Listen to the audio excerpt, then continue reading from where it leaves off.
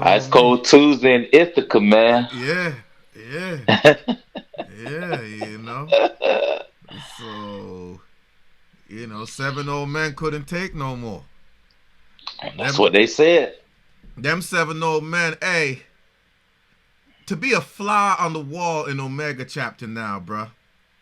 Like them seven old men, the first initiates and whatnot, the early brothers, they must be turning over in Omega chapter. They might have put some restrictions on Omega chapter. They got a different password in Omega chapter now, Doc. Like, bruh's gonna be knocking on the house, the final house of Alpha, right? Brother's gonna be knocking on the door to the Omega chapter. They're gonna be like, they're gonna do the rap of admission. and,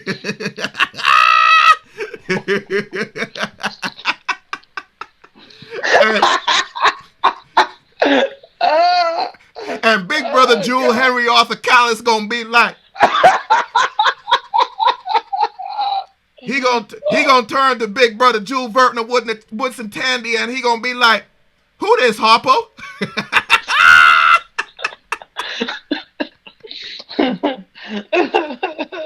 That is funny. I know That they ain't is trying to. hilarious, They man. might have pretend to be alphas while they was down there, but they ain't gonna pretend to be alphas in Omega chapter. Oh God, dude, that is hilarious.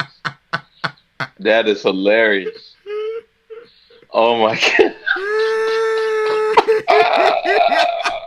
Yo, I can't breathe, man. That is funny. Happy Founders Day.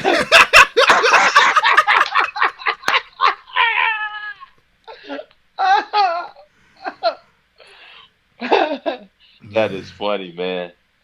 Well, Man. I just pray that I get in. I Hey, just want to, I just hey, want to make it I'm in. trying. I'm trying to make sure that when the bros see me coming, they're like, "Oh yeah, we saw him down there. We saw him. Yeah, he cool. He He was did his work. he was holding how to light. He was holding how to light. Uh huh. We can let him Uh in." huh. That's funny.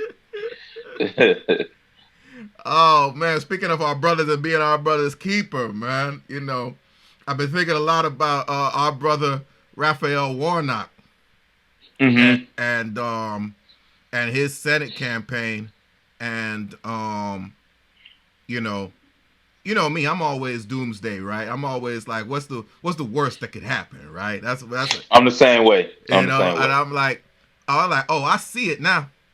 I see what's gonna be happening now. White folks is cool now. America is back now. They ain't gonna be too keen on voting for Warnock anymore.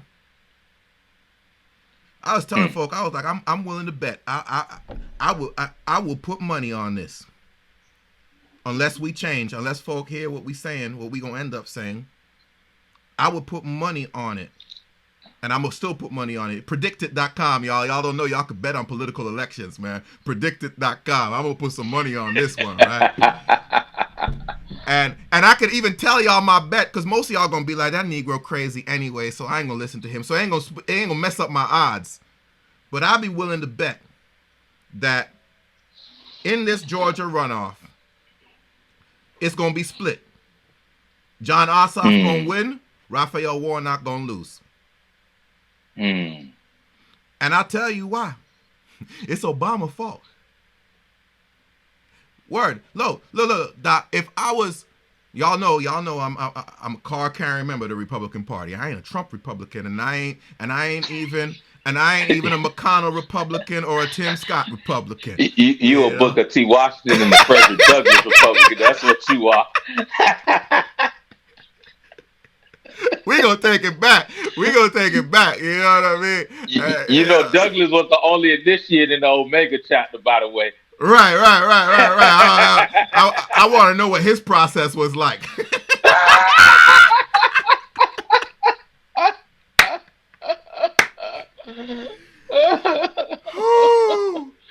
Oh man. But I'm telling you, Doc, Warnock gonna lose if we don't pay attention, right? And this is why I say this, right? Hmm. Because again, we already understood that America is back. Understand what they saying, right? that it's over. We good. We done overcame the Trump years. We are beyond that now. Right? Back to normal. Which means white folks going back to gradualism, right?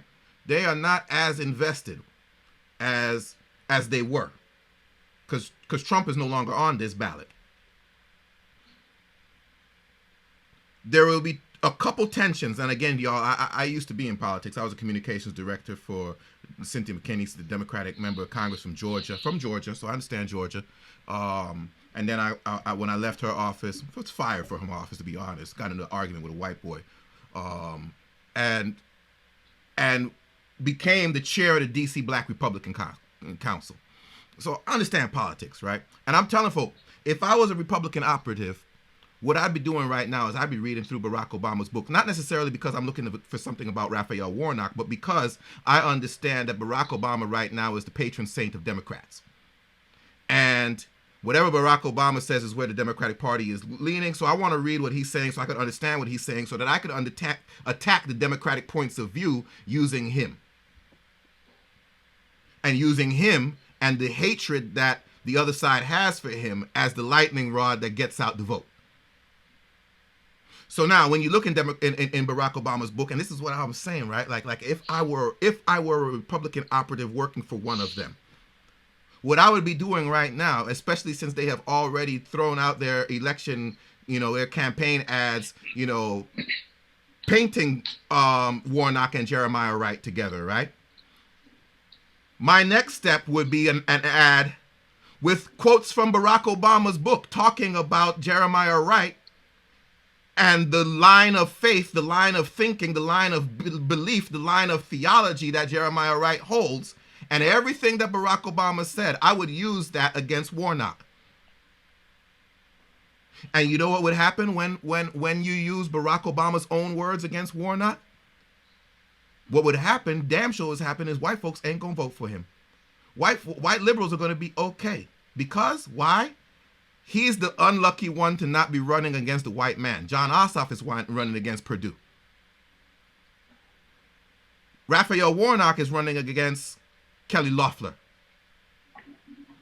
Them white liberals will be more than satisfied getting rid of the old white man, and they'll be satisfied keeping the white woman because she's a minority too. And they won't feel as conflicted voting for Kelly Loeffler as they will feel conflicted voting for Raphael Warnock. They see? I did that on purpose because that's what they are. That's what the Republicans are doing. They are trying to marry Raphael Warnock to Jeremiah Wright.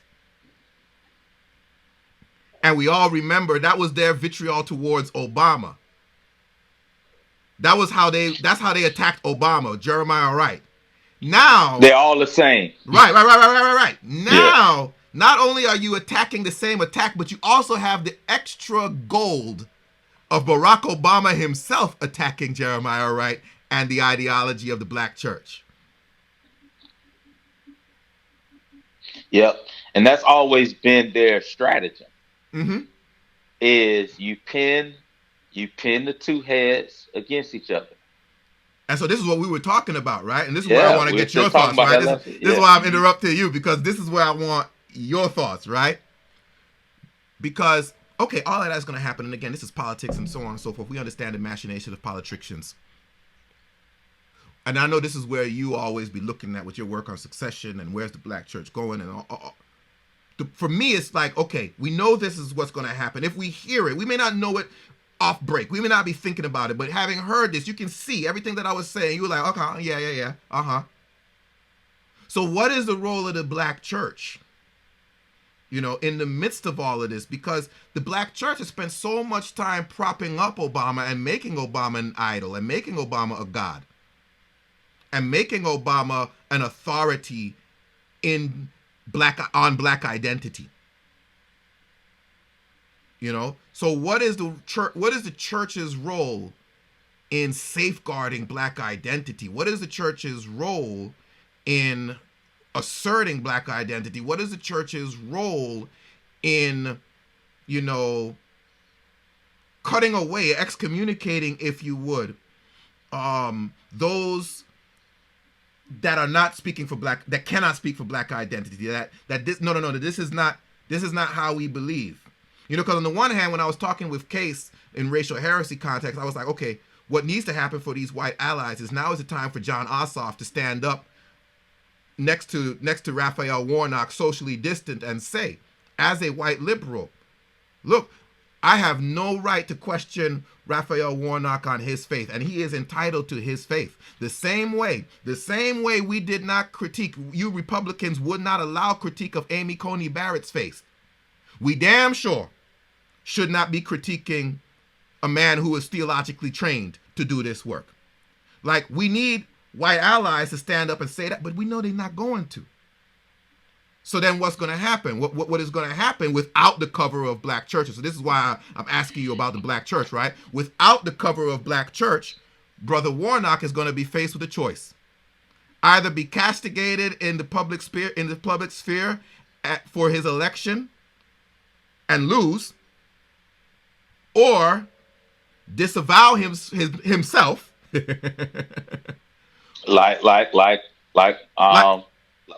Well, worse than Obama, because Obama disavowed Jeremiah Wright.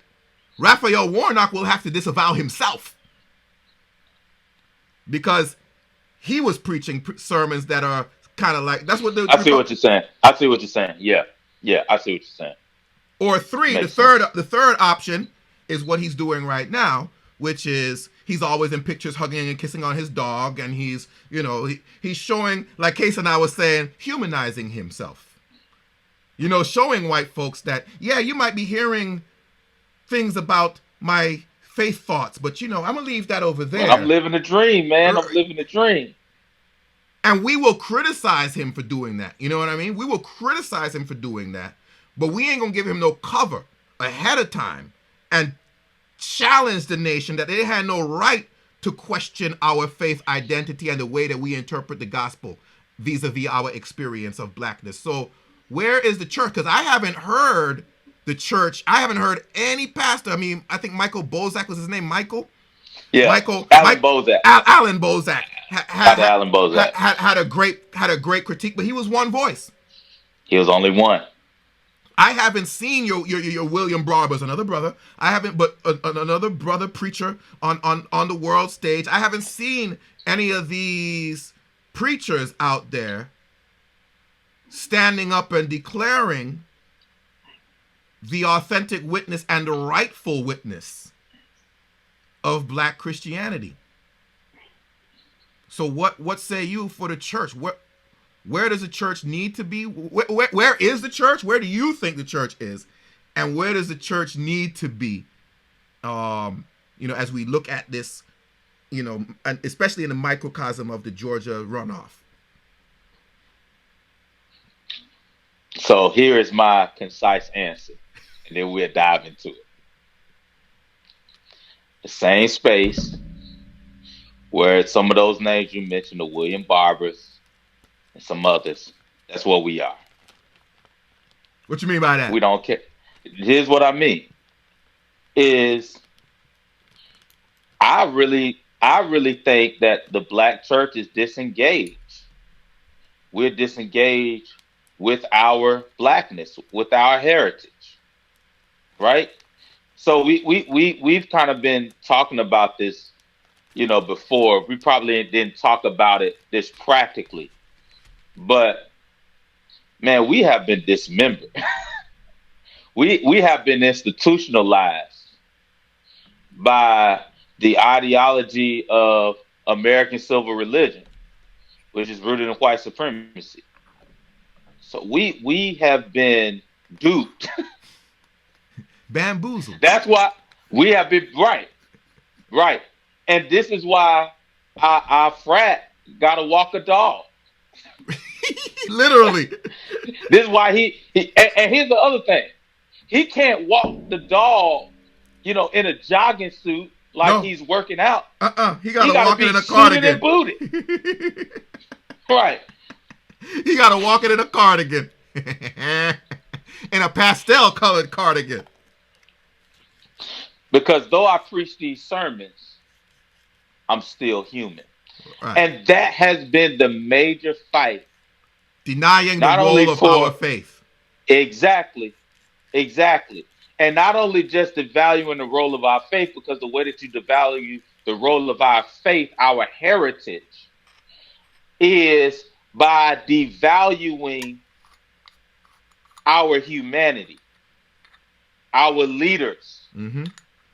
Yo, it's like And it's so like Case as said to that man. He said, and you gonna love this as you go on, right? Just like we talk about Dred Scott, the black man has no rights by which a white man is bound to respect.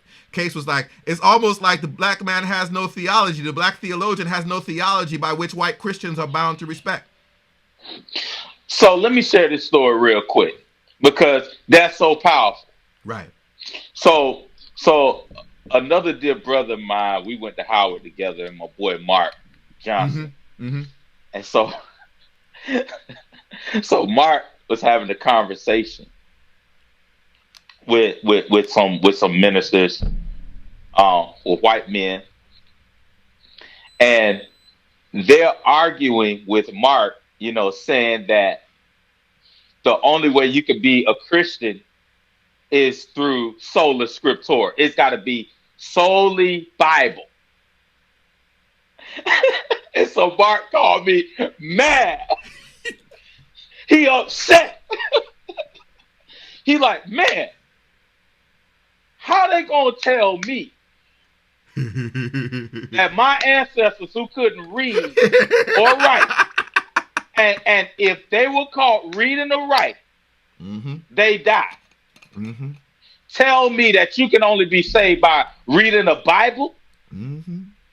So what that does, it discredits Mm-hmm. our heritage. Mm-hmm. That's what you're saying. Mm-hmm. Mm-hmm. And so this is the same deep, rich heritage that people like Brother Dr. Raphael Warnock, Reverend Dr. Jeremiah Wright, and let's add him too, past President Barack Obama, because he was a member But here's the of the thing. Black Church, But here's right? the thing, right? Good. Here's the thing, right? Like, he was a member. I'm glad you brought him back into the mix, right? Because he was a member. I was talking to my wife last night when I was telling her where we were going in our conversation, man. She was asking me some questions about Obama, and I was like, we got to remember. Every one of us would say we messed with Obama because of Michelle at first. We was cool For with sure. Obama because of Michelle. We saw For Michelle sure. and we was like, okay, Obama, you can holler at us. But if not for Michelle, we was good. Yeah. Obama was that dude, that brother. If y'all remember y'all college days, Help, help, help, help, help. Help me. Obama was that dude who grew up in white neighborhood around all white folk with a questionable identity, got to college trying to find his blackness. I'm not criticizing. I got to college trying to find my black Americanness. I was raised in the Caribbean, even though I was born in Detroit. But he was trying to find his black identity. Understanding that whenever he got to the cookouts, imagine yourselves and remember those dudes and those women those brothers and those sisters that you knew in your college days that was just like that. When they came around, he was that dude that when he came around and started speaking, he had to understand, dude, you can't talk right now. You don't understand. We are welcoming you. You cool? We are welcoming you among us. You can talk. But there's some things that we know you don't understand, and you need to sit down and learn. That's who he was. If we remember, that is the very reason that most of them Negroes in Congress did not support him in the beginning. So here's a man that we did not trust telling us what black identity was before he was president. All of a sudden, he gets touched by whiteness. He gets blessed to hold the highest seat of white power. And by virtue of his positioning in white power, now he can tell us about ourselves. And he can define black identity.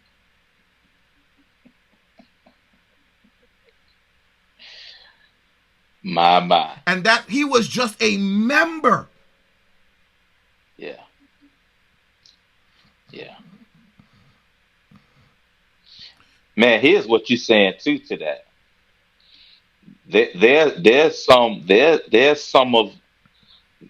some church leaders, some church pastors that pastor local black churches don't really have any business speaking on blackness. So I sent you an article, right? Yeah. To this point. Sent you an article about the Southern Baptist Church, those seminary presidents leading Southern Baptist seminaries come together and clearly state they got a clear definitive mission. Mm-hmm. Mm-hmm. Mm-hmm. We are defending whiteness. Yeah. We are The becoming. We are virtue of going whiteness. the virtue. The virtue. So that means we are apologists for whiteness. We are apologists for white supremacy. And here's what we're gonna do. We're gonna welcome black leaders, black preachers. If you want to be a part of our mission, we'll Come on. fund you. And guess what some of our black preachers have been doing? Joining up. Going to their seminaries. They've been going. And they may pastor the churches you're a part of. Or your family members part of. And this is what we're dealing with. And this is what we're speaking on. So when somebody like and now let's integrate ourselves, right? Because you served as a pastor of a local black context. I serve as a pastor of a local black context. When we start speaking theologically, and our sermons, and I just use Reverend Dr. Jeremiah Wright and Reverend Dr. Raphael Warnock, just use them as examples. Mm-hmm. If our sermons begin to sound theologically like theirs, not only will media, American media, jack us up, but our own parishioners will do the same thing. Mm-hmm. Mm-hmm. I get phone calls, I get text messages, I get emails saying, Mm-hmm. Pastor, you too radical. Calm that down. Mm-hmm. You gonna get us killed. That's what that's about. Yep. And so what do you do with that? Because here's been the thing, the learned behavior then. It's a symbiotic relationship, the BS of black pastors and the church. It's a symbiotic relationship between pastors and the congregation. Because the congregation gets what the congregation wants. That's what the congregation wants, is the BS pastor. Gives us something to talk about, gives us something to gossip about, doesn't demand us to be any better, to walk worthy of the calling to which we have been called. It enables us to be sedentary in our wantonness, our sinfulness, our base desires. Yep. And so we don't want no pastor that's going to hold us accountable. No. And so pastors buy in. Pastors willingly take, the nice car, the nice suits, and so on and so forth. And they willingly have their phylacteries long, and they like to take the seats at the head of the table, as Jesus said. Scribes and Pharisees, hypocrites. They become that. Yep. But when we're looking at this, what is it going to mean? Where are we going to be as a society? Because everything going forward after the Trump era should be about, in my mind, should be about whiteness proving its repentance. We should have a keen eye to see, okay, black folks came out and voted and saved America again, quote unquote. Have white folks learned their lesson? Keen eye to see, what is whiteness doing? What will whiteness do? First test, this Georgia runoff. What is whiteness doing? Not what we are going to do. Not you coming making sure we come out and vote. We going to do that. That's what we do. If there's a reason to vote, we will vote. There's a black man on the ticket, we gonna vote. The question is, what is whiteness gonna do? And not just whiteness who allows a black man to castrate himself, because that's what Warnock is being forced to do, castrate himself. It's like Exactly. white folks are like, I'm not castrating him. I didn't castrate the Negro. He castrated himself. But when is whiteness going to say, you know what? I see that y'all have to castrate yourselves in order to fit into this dynamic. No. I got you. We're white allies. We got you. We ain't gonna let you castrate yourself no more. That ain't gonna be an option no more. Or will whiteness continue to allow blackness to castrate itself? And when we see that, what will we do? What will the church? How will the church direct people? Will the church continue to direct us to continue castrating ourselves?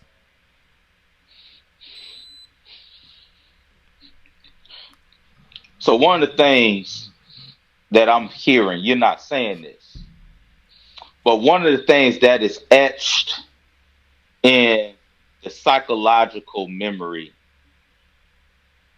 you know, and it's etched in our muscle memory as well, but that's etched in our memory. I say psychological, but it's etched in our muscle memory as well as our, you know, our cultural brain, is that institutions, and especially when they're like minority institutions, they mirror the majority institution. Mm-hmm. And this is what we see with black church and white people. We as black people are always mirroring dominant culture, always mirroring it. And so what I'm essentially getting at is this: if whiteness or people do not recognize why they think, feel, and behave the way they think, feel, and behave, and confront those feelings and those thoughts and those behaviors, then we will not evolve and grow into being who we are. It's the same for anybody. This is a human issue.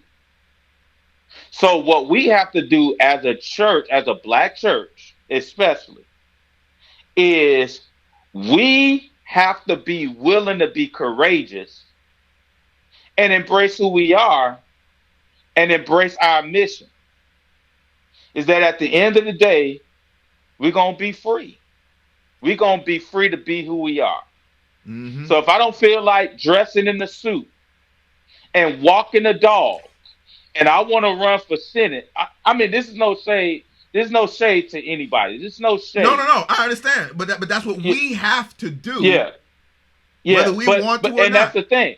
Whether we want to or not, we have to always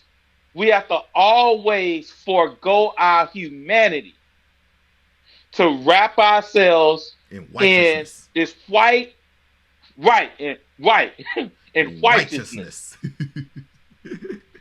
We got to put on, and we just can't put on any suit, bro. Right. It's got to be a tailor-made suit with some names on our feet we can't pronounce. You know, I got some too. Right. No shade. Man, I look, got. I wear them too. Listen, man, y'all see the I little give horsey. thanks. Y'all I see the used horsey to. on my shirt. Yeah, I used to, Doc. I got a lion on my shirt now. You know, I used to. I used to, man. I remember once I'm in the Living Church, man, which is a big, mainstream denominational magazine, man. The Episcopalians do it for sure. I think the Lutheran Church so also. I was in the. They had a little thing on me on clergy style. Man, I used to be sharp, Doc. I had tailored suits, shirts, and especially in a white denomination, they ain't see priests dressing like that, man. They ain't see Yeah, priests. yeah, yeah, yeah. That's a different type of swagger, Doc. Whoa! They was like, That's a "Ooh, different that boy swagger. clean." I'm so glad now. I wear my sweats, some flip flops. You know what I mean? I'm comfy now. But Use free, Doc. Use a free. it ain't easy. It's Freedom ain't not free. easy. Freedom ain't free. It ain't. It costs. But that's the thing, right? Like, what we don't do when you talk about mirroring, right? You talk about, we mirror the larger society. And for the most extent, we do. Here's one of the areas where I see that we don't. And it would be interesting if we would. Our faith. We don't. We will put down our Yeah, faith. man, We have they're learned to sold out. put down our faith because our faith would get us killed. And so if we don't agree to worship the way white folks worship, that's why we couldn't do a ring shout. We couldn't go to the hush harbor and we you know what I mean? We couldn't pray except when they told us to pray. We couldn't read the Bible except when they told us and how they told us. Because if we had an interpretation of the faith that was contrary to their ideations, we would be killed. And so the minute they question our faith and challenge our faith, we shut up and get silent. I wish we would mirror the larger context in this. Man, white evangelicals went through the roof when they started talking about Amy Coney Barrett. White evangelicals did not let you talk about Amy Coney Barrett. You could not challenge her faith. She is entitled to her faith. And all she is a member, just like Obama, a member. But somehow, everyone can question Raphael Warnock's faith. Reverend. And when they question it, even for Obama, because again, Obama didn't need to be a pastor. When they questioned his faith, the black church did not stand up and say, you will not question. What you won't do is question our faith. That. If you see what them white evangelicals did for Amy Coney Barrett, we just saw it. And what they did for the sitting president now. We seen it. You will not question his faith. Her faith. Question it. I mean, we had senators in the congressional in the confirmation hearing saying it is a disgrace that they would try to challenge her faith. Mm-hmm. You ain't never heard one of them black politicians stand up and say it is a disgrace that somebody would check. You ain't heard not now one of them Negro congressmen stand up and say it is a disgrace that you would challenge Raphael Warnock's faith and the faith of the black church. We don't defend our faith. The church don't inculcate us to defend our faith. The church teaches us to just, white folks have challenged your faith. Okay, well, walk a dog. Yeah, because man, here's what we do know, because we seen this in our heritage, that if you defend your faith, look at that, he was a prophet. If you defend your faith, they're gonna take your body, hang it, and make grease out of it. There was a song, we don't sing it anymore in the black church. We don't sing the spirituals like we used to. But there's a song that says, I've been buked and I've been scorned. But there's a verse that said, ain't gonna lay my legend. We didn't call it religion, we call it legend. Right. Because it wasn't nothing that needed to be reconnected. Right. We were always connected to it. And our ancestors say they ain't laying it down. Right. Right. But here's what we've done. Not only have we laid the legend down, but we burnt it. We poured gasoline on it. All of the relics, all of our sacred memory, all of our sacred text. Well, no, we didn't have sacred text because it was oral tradition. So all of our memories, all of our stories, we burnt it. And we picked up the religion of our oppressors. So when they come together and say we are defending whiteness, we go run because we need their money. Mm-hmm. Cash rule everything around me. Cream, get the money. Dollar bills, y'all. Hey, and so this to me is like this Georgia runoff is taking on different context to me, right? Like it's not even about political. It's not even about politics. It's about faith, right? Like it's principalities in high places. And I'm not talking about it's faith to go out and vote. No, I ain't the nonsense. You ain't gonna hear me pumping that nonsense. I'm talking about who we are as a people, black identity, and what we will tolerate in terms of the degradation of the imago Dei as it has been witnessed to in blackness. that a man offering himself for public service should not have to compartmentalize and hide away a piece of No, himself. no, no. That is castration. Yes.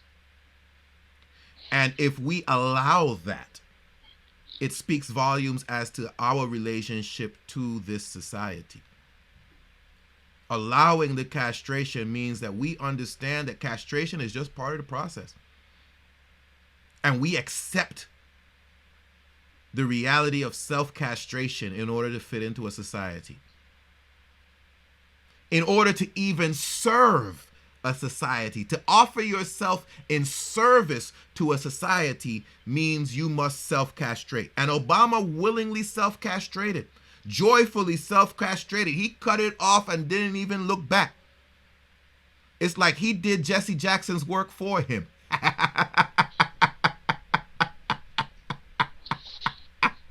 Dang, dang, I forgot.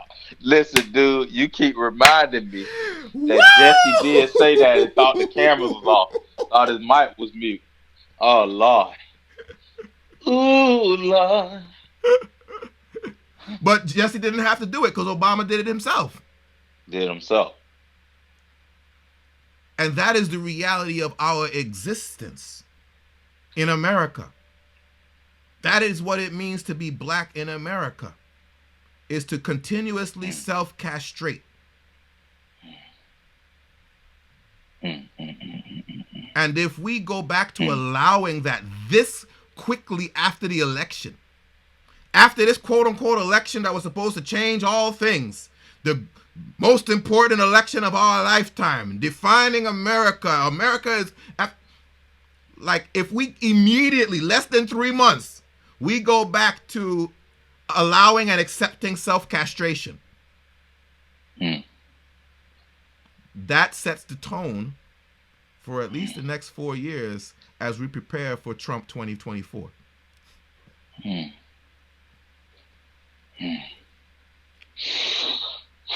And so that's why I ask, what does the black church need to be doing? Where should the black church be? How does the black church minister to the faithful in this space? So to answer that, right? Because we just teasing this stuff out so that we can really set the stage. And that's why I like Dr. Valentine, man, because man, you set the stage, Doc. But here is the thing. The first thing that we got to do is we got to remember, right? Going back to the other podcasts we've done, we talked about remembering.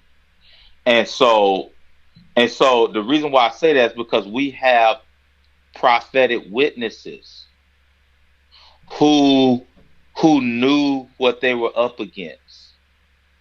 I mentioned that. I mentioned there are other people like Harriet Tubman, Fannie Lou Hamer. I mean, we can name them. Mm-hmm. They were willing. They were willing to let everyone know that this is y'all ideology, this is y'all culture, but we're going to stand as prophetic witnesses in the image of God to let you know you cannot take away my humanity. You can't take away my God. You can't take away our institution. You can't take away our community. We got to remember that we still have that. And I think, honestly, to your point about that race with Warnock, I think that's what makes that race, in this sense, quintessential. Because now we, as church leaders, we as church members, we as a collective black community can see somebody who's willing to be a prophetic witness and still stand for, not only who he is, but stand for one who has been called by God It's the only and way. one who It's the serves the only way people. that he could be for prophetic witness. You Only know, way. he There's would. no other way around that. If we allow him, and this is why it's important, right, that the black church step in, right? Because if we allow him to castrate himself, he will not be effective. Yeah. He won't. We got to have his back. See, everyone in his campaign is telling him that if he doesn't castrate himself, he will lose.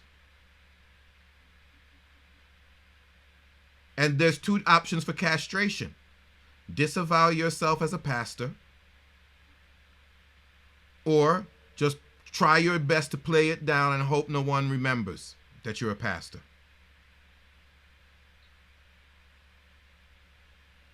Don't make that the thing that you stand about.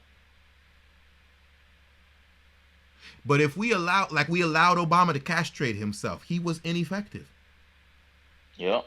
It's like one of my brothers told me. I was asking him about Obama. And this is what we can't understand, we can't understand and accept that he was ineffective. And again, I would tell people, as a person that didn't like his policies, he was probably the most effective president that we've seen in certainly my lifetime, and probably For sure. in forever. For sure. And that is precisely the problem with Obama.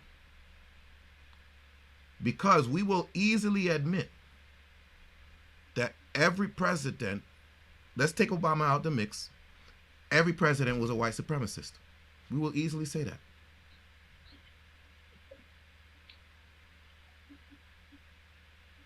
And if Obama was the best of them, where you think he get his ideology from? it's like I said to people, I was like, what fundamentally changed in the operations of the American presidency because a black man was president? Nothing. And the answer came back from one of my boys was, well, you got to understand, he was powerless to change it. I say, I do understand that. And if I understand that he was powerless to change it, then I have to also understand that he wasn't in it for black people. He was in it for himself. Because he had to be. If you and I, who ain't on his level politically, understand that he is powerless as a black man to change these things, and he should have damn sure understood that, but he still offered himself to do the position, knowing that he was powerless to change the white supremacy that he was up against. And that's the thing, man. Now you're hitting on the root. The rooter and the tutor. Is that at the end of the day, when you embrace this ideology of whiteness, and especially as a black person, you are about yourself. And you castrate yourself, so you're powerless. And you got to be about yourself if you're going to castrate yourself. If you don't render yourself powerless, that's something you do for ain't nobody castrating themselves for somebody else. Yeah. It's your ego. It's your arrogance. And that's okay. I'm not faulting people for that, right? But I'm also saying you can't define black identity. You can't speak on it. You cannot speak on it. You have voided your right to define black identity. Yeah, don't tell me how to dress. And so what are we going to do for Warnock? Are we going to wait till he castrates himself? Because once he castrates himself, he will be castrated. And every time he tries to act, let me take the language to its full extent, right? Every time he tries to act like a man, white power will remind him that his nuts are in their hands. Right. Hold it. No. Don't step out of line. Remember. Yeah. And then we will be mad at him for not being effective. Like we're mad at Obama for not being effective. How could he have been effective? So if we allow Warnock to go into the Senate that way, All we will be celebrating is the fact that there's a black face in the Senate. Yeah. And this is to your point, man. This is where the mission, the vision, the purpose of the beloved community, the black community comes into play. Our black churches, our black leaders, our black people as a whole, is that we can't leave Warnock up there by himself, Right. like the disciples left Jesus Right. hanging on a cross. We can't do that. Right. And that's what I'm saying. You know what I mean? Yeah, That's yeah, exactly what I'm saying. He is offering himself up. he is. And I understand the pressure that he's offering himself up to. Again, I'm not Yeah, I didn't fault Obama. I don't fault Obama for disavowing Jeremiah Wright. It was wrong, but he didn't have a choice.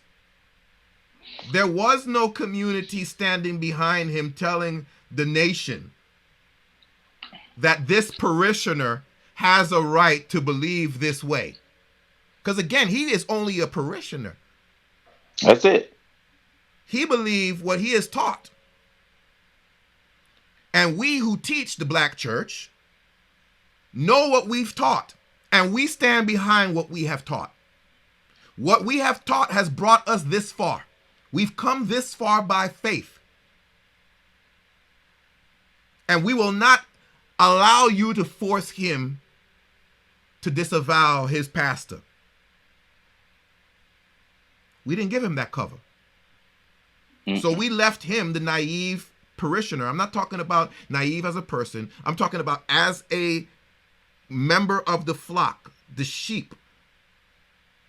As a parishioner, we left him in a vulnerable space where he didn't have a collegium of clerics who could buttress around him and support him in holding his beliefs. But then we're the same ones who want to get mad at him because he disavowed Jeremiah Wright, so on and so forth. Right. Here's the other thing too, because you're talking. We're begging this question. What's the role of the black church? Well, what Obama did to his pastor, many church members do to their pastor, Mm-hmm. and that's so sad. It's But what's also there. sad though, Yeah, Doc, is when you say that, you got me tripping, because what we're concerned might happen to Raphael Warnock, at least me, I'm concerned because I've seen so many pastors do the same thing, disavow themselves. I've seen so many pastors disavow themselves to either stay in a position, get access to something, do something that they were supposed to be doing, some community work. They needed something from the city. They needed something from the mayor. They needed something from the governor. And it could even start off genuine. I need this for my people. It ain't about me. Some of it is just straight up about me. But some of it is, I got to get stuff for my people, and they saying that I need to change myself this way. And ain't nobody back here saying that, all our whole community says, yeah, you need to change yourself to get what white folks have. And so we do. Doc, I used to go to the black pastors meetings when I was active in Orlando. You go to the black pastor meetings with the mayors. When I first went, I used to think it was because, they want to hear some insights. The mayors want to hear some insights from black pastors to get an understanding. No. They want us to hear from the mayor so we can go tell our flock what the mayor's office is doing and put the sanction of Jesus on it. yep. And when we need something from the mayor's office, we can get it because we are the token So black we leaders. castrate ourselves. That's why I say it's, the parishioners do it all the time. They do it to their pastor, but pastors do it to themselves. For sure. And we have a culture that says that's what you do. Our faith That's what you do. is not important. They'll say it all the time. White folks will say it all the time. My faith doesn't govern, blah, blah, blah.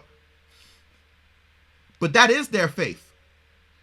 Their faith is in a dichotomous relationship where they can quote unquote believe one thing and act another way. Mm-hmm. Because you cannot Mm-hmm. question them and their faith. They'll let you know Mm-hmm. from jump, regardless of what office they are standing for. Millions of people will come out, all kind of leading pastors will come out, everyone will come out and say, no, no, no, you can't question her faith. And as a matter of fact, that will be the reason why somebody wins, because they question her faith. But for us, they start questioning our faith and actually it's almost like they're looking around for any objections from the black community.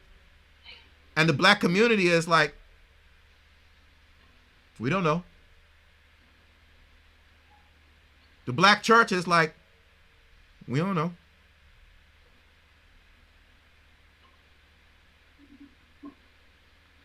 And so it's like, will the black church be present, or will the black church just hide while Raphael Warnock fight this battle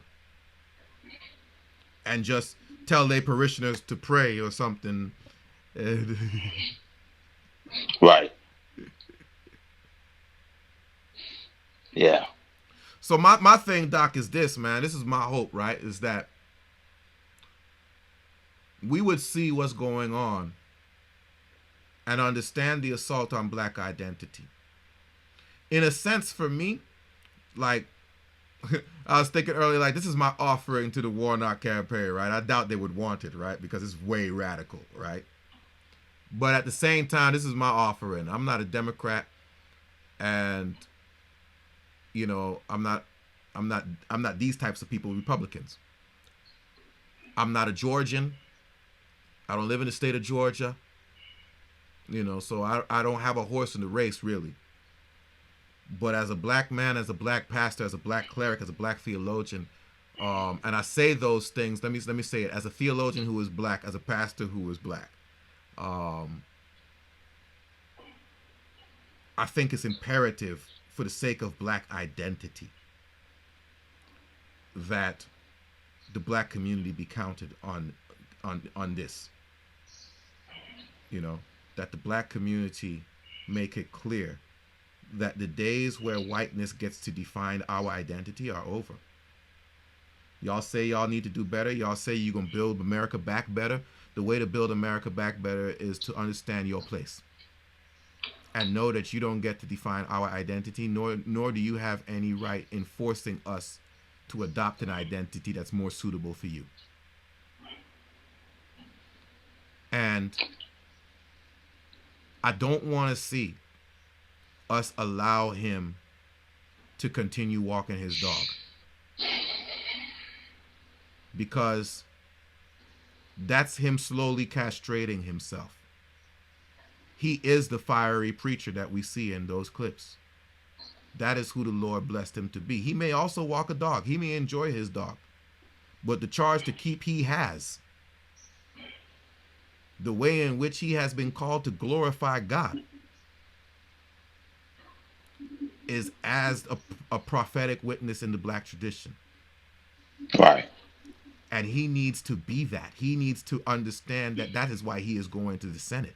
He is going to the Senate to be that. Yeah. Not to be a senator who happens to be a pastor. Right. Right. And if we don't create the environment during this election where it is known that that's what we expect him to be and that's what we are holding him to be, then that tone is set. And once he's in office, even if he does win, he will not be the Raphael Warnock that he could be. He will be the Raphael Warnock that white power wants him to be, because this process will shape and mold him in the image of whiteness. Yes. And what you're speaking to, because I want to shed light on that. And it's just like you said, what Dr. Raphael Warnock does in his spare time, in his personal time, is what he does in his personal time. But what will happen is, because of this demonic and systemic ideology and idolatry of whiteness, they will take these little bites and they will imprint these bites and make it this person's humanity. Mm-hmm. For instance, with Dr. King's speech, they call it the I Have a Dream speech, but it was a sermon, number one. Right. And number two, they take the ending out of context. Mm-hmm. You know, and so and number five, what happens is we don't even see the evolution of Dr. King's ideology, his theology. It's not relegated to 1963, but it evolves Mm-hmm. because at the end of the day, our prophetic witness, our theology, our heritage is always evolving. It's lived. It's always moving. It's fluid. Mm-hmm. And so what happens in that castration, to our point, to your point you're making about Brother Warnock, is that they will relegate him to just a mere person who walks a dog Mm-hmm. Mm-hmm. and make him the angry black man. Mm-hmm. Mm-hmm. And so that angry black man will never come out. It'll never The come out. same way that angry black man never came out with Obama. Exactly. And that angry black man serves a purpose. That angry black man is necessary. And here's the biggest thing: he's not angry. I'll even say he's angry. It's like I said in a workshop once. I was on a panel once in Virginia, Hmm. man, in Richmond, talking about white supremacy. Hmm. And I was saying something. I was like, I know they always talk about the angry black man, but I was like, you know what? I am the angry black man. I'm not worried about being the angry black man. My question You're to right. you is this: after seeing You're all right. that you have seen, how are you not angry? You're right. You know, You're right. I mean, Jesus saw what he saw, and I, I'm not Jesus, but Jesus saw what he saw, and he was angry. right. Let me say this: it's probably not angry. It's enraged. And that's what Cobbs and Greer, you know, And James Baldwin said it. Cobbs and Greer talk about in their book Black Rage. Hmm. Hmm. You know, and so Yeah. we need him. Absolutely. We need that angry black man because that angry black man got some things to say that America needs to hear if America is to heal. And if Yep. we And he can hold effectively them accountable castrate to it. him, right, and if we allow them to castrate him like Tim Scott has been castrated, America will never get the medicine that it needs in order to heal. That's it. And so it's like, what? Okay, what will white folks do? But this show ain't about white folks, right? But the question, Nope. what will white folks do? Will they prove to us that they are allies, or will they prove to us that we still can't trust them? But the bigger question is, what will we do? Will we go back to castrating ourselves and denying ourselves the justice that we need, denying ourselves the love that is required of beloved community? Will we continue to allow our leaders to be castrated? Our potential leaders to be castrated? Or will we defend the faith? If they don't like the interpretation of black Christianity, then they need to understand the witness of whiteness. Because the interpretations of the gospel that came out of the black experience are the direct result of the brutality of whiteness. And that's why Serbian Orthodox priest Father Paisius Ausul, Archimandrite Alexstries now, says that slave masters gave black folks Christianity to enslave them. Yeah. However, by the crucible of slavery, by the brutality of slavery, they learned the truest of Christianities. Hmm.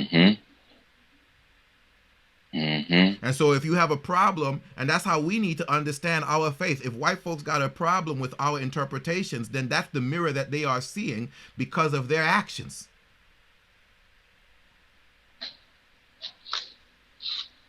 And so if you don't like the interpretation, then reform the action. But we got to stand on that. And so the question for us is, will we stand on that? Or will we just hear this and just be like, okay, that sounded good, that's cool, but I ain't gonna get involved. I ain't gonna tweet about, the black identity, about stealing black identity, about denying Raphael Warnock the right to believe as he has been conditioned to believe by his society, by his experience, by his culture, by his ancestors, by the witness of those who have come before him. Will we just say, you know what? He's going to win anyway, so it doesn't matter?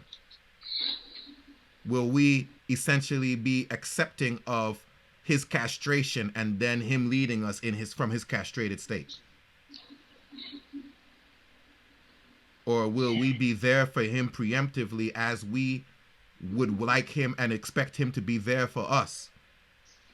Because whether you're in Georgia or not, when he gets elected, you're going to think that he's your senator too. Black folk, we'll claim a senator. We claim Cory Booker. We claim even Tim Scott. We claim Kamala Harris. We claim them all. We don't live in their state. I'm in a state, I ain't got no black senator. But, we hold on to them. Will we be there for him now, before he's senator?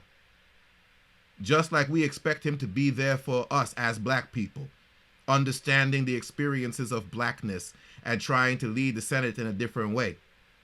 If we expect that from him, then we ought to expect that of ourselves, understanding this battle and this beast and the need to hold on to your righteous mind, the need to hold on to your black identity. That is the mattering of black life.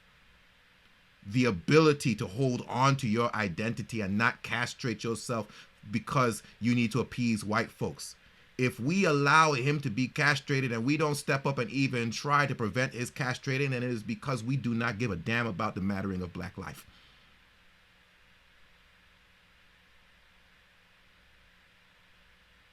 And so do Black Lives Matter, brothers and sisters? Not simply as a collective, but as individuals. Does Black Lives Matter? Not simply the individual of self, but at the individual of the other the black man and woman that you know, that you see, that you hear of. Does Black Life matter? Or are we just selling wolf tickets?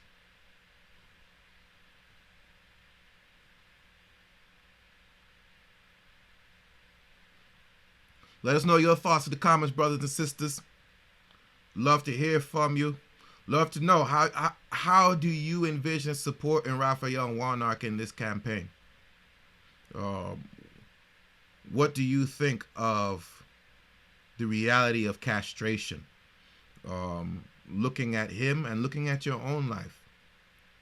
And how will you stand firm to prevent the castration of yourself and the black selves around you? Because a charge to keep we have, brothers and sisters, a God to glorify, a never dying soul to save and fitted for the sky. We done come a long way by God's grace, yes indeed, in the sacrifice of our ancestors. We have come a long way.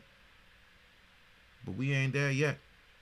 So let us not betray the faith that has brought us this far. But let us march on till victory is won.